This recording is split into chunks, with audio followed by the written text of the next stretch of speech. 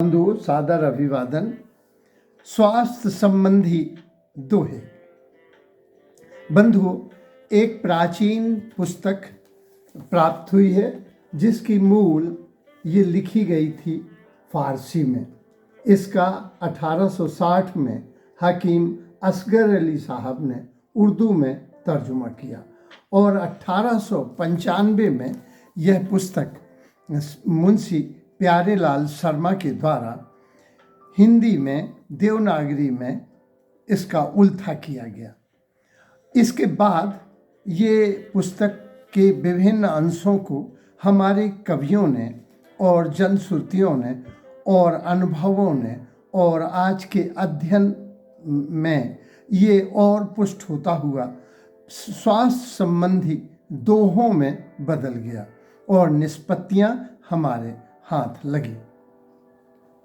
इस पुस्तक का जो के महत्वपूर्ण जो तथ्य हैं वो इस तरह हैं कि प्रकृति और अथवा परमात्मा से प्राप्त जो स्वास्थ्य है उसको मेंटेन करना सरल है, जबकि खोए हुए स्वास्थ्य को पुनः प्राप्त करना बहुत कठिन है। निस्संदेह यह बात उल्लेखनीय है। इसमें दूसरा तथ्य है कि प्रकृति के तत्व दिए गए हैं, अग्नि, जल, वायु, जैसे हमारे यहाँ आयुर्वेद में दिए गए हैं कफ, वात, पित्त। इन्हीं का उल्था हुआ है।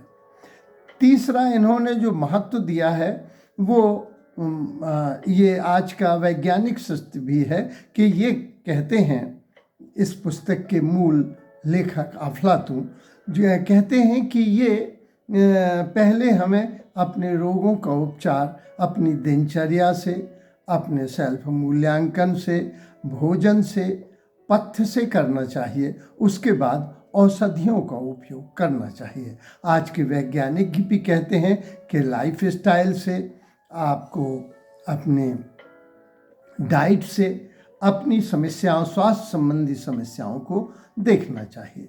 तीसरा ये कहते हैं कि जो पथ्य है वह औषधि का काम करता है, इससे सभी लोग सहमत हैं। चौथा ये कहते हैं चलना फिरना बहुत ज़रूरी है, व्यायाम निस्संदेह अधिक है। आज के वैज्ञानिक भी इस तथ्य को स्वीकार करते हैं। इलाजुल गुरबा, जिसका अर्थ होता है गरीबों का इलाज, लेकिन मैं कहता हूँ जो गांव में हैं, जिन्हें चिकित्सा सुविधा नहीं मिलती है, उनके लिए ये पुस्तक वास्तव में अमृत है। इस पुस्तक का दावा है कि जो इस पुस्तक को पढ़ेगा वो छोटा मोटा वैद्य हो जाएगा, लेकिन मेरे इस वीडियो का लक्ष्य आपको वैद्य, हकीम और डॉक्टर बनाना नहीं है। केवल आप अपनी प्रकृति को पहचानें और उसके अनुसार पथ्य और अपथ्य को जानें और औषधियों को लें, दिनचर्या तय करें। इसलिए ये स्वास्थ्य संबंधी दोहे दिए जा रहे हैं। इसी पुस्तक को हमारे कवियों ने लघु दोहों में बांध दिया है जो बहुत संक्षिप्त हैं, सरल हैं और समझने में बहुत सुगम हैं। इस पुस्तक में 3 अंग दिए गए हैं। प्रथम भोजन है, दूसरा लाइफ स्टाइल या दिनचर्या है, तीसरे नंबर पर औषधियाँ दी गई हैं। तो सबसे पहले भोजन की चर्चा करते हैं। हमारे तैत्तिरीय उपनिषद की 3री बल्ली में अन्नम ब्रह्म, अन्न को ब्रह्म कहा गया है, ईश्वर की तरह कहा गया है।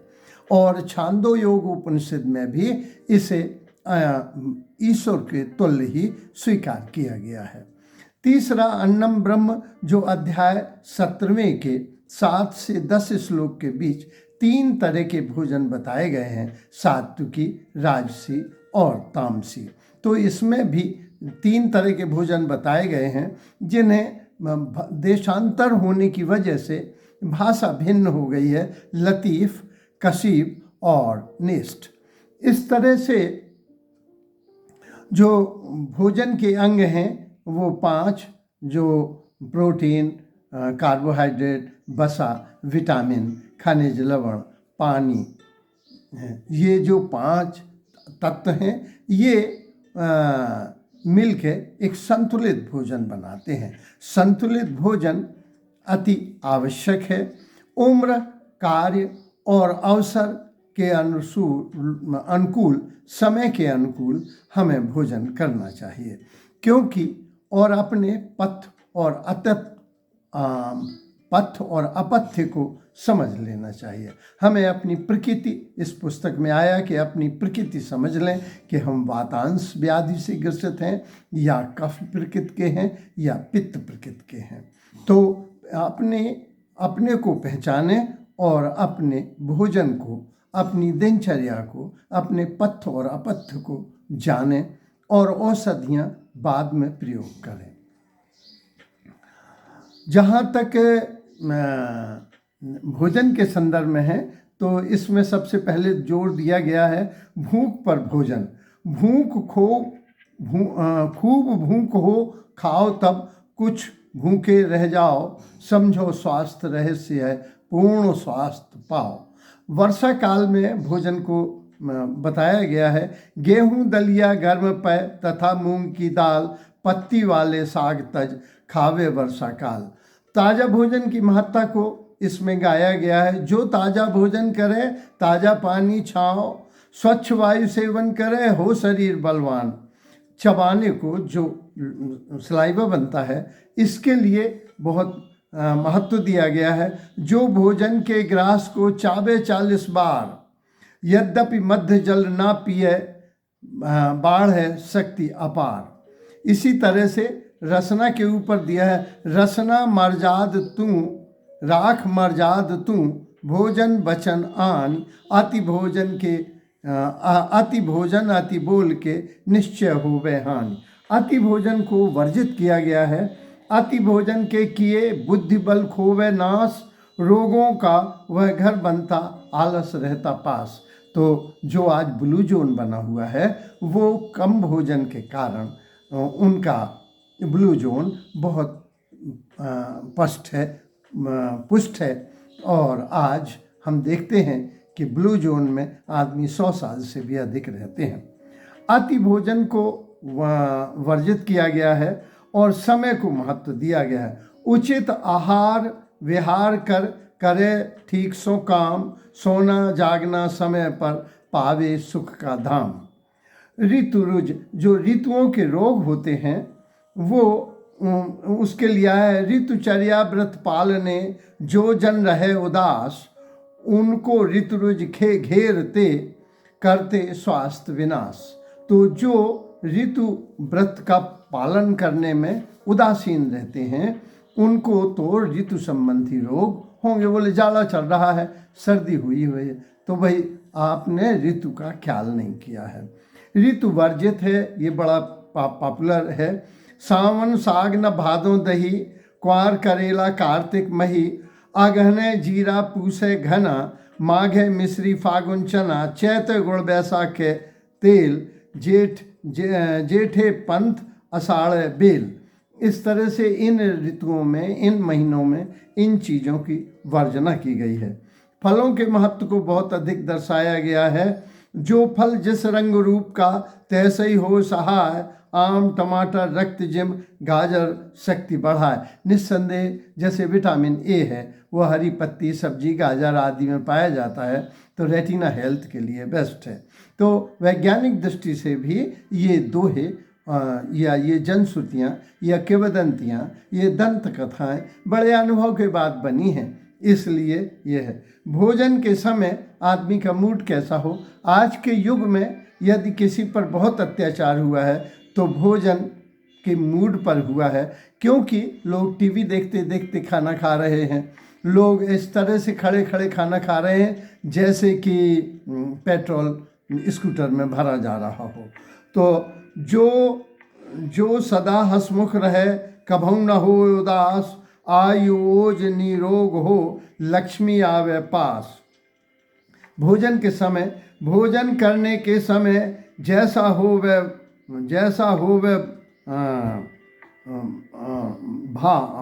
भाव, शांति क्रोध चिंता खुशी, तैसे ही बने स्वभाव।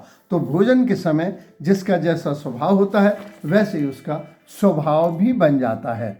भोजन के बाद जल की महत्ता दी है। गर्म दूध सो भोजन करो, गर्म दूध भोजन करो, राखन चाहो दंत, तो शीतल जल पीजिए एक घड़ी के अंत। भोजन के अंत में भोजन बिन पानी भलो। अगर भोजन नहीं मिलता है तो पेट पानी से ही भरा होना चाहिए, क्योंकि भरे पेट न सर्दी लगती है और न लू लगती है। भोजन बिन पानी भलो, भोजन अंते छाछ। भोजन के अंत में छाछ। मध्याह्ने भोजन करें, सभी रोग हो नाश। निस्संदेह बच्चों के लिए दूध और वयस्कों के लिए दही और बूढ़ों के लिए छाछ चरक ने भी बतलाया था। भोजन का प्रभाव, जैसा खाए अन्न वैसा हुए मन। जैसा अन्न जल खाइए तैसा ही मन होए। जैसा पानी पीजिए तैसी वाणी होए। भोजन के समय मुद्रा। भोजन लोग खड़े खड़े खा रहे हैं, टीवी देखते हुए खा रहे हैं, तो इसमें आया है भोजन कीजिए बैठ के, जल पीवे गटकाय। मारक चलत न पीजिए, जो 100 वर्ष जी जाए। अगर 100 वर्ष जीना है तो चलते चलते पानी या भोजन नहीं लेना चाहिए।